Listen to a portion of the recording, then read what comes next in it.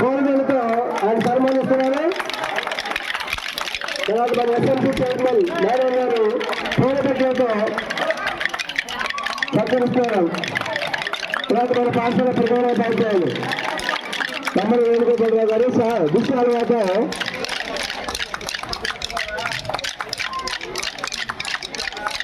మరి గురించి మన గురువు గారు శ్రమించి మన పిల్లలకి ఇంత ఎక్సలెంట్ గా నేర్పినందుకు కానీ మన పాఠశాల విద్యా కుటుంబం తరఫున షీల్డ్తో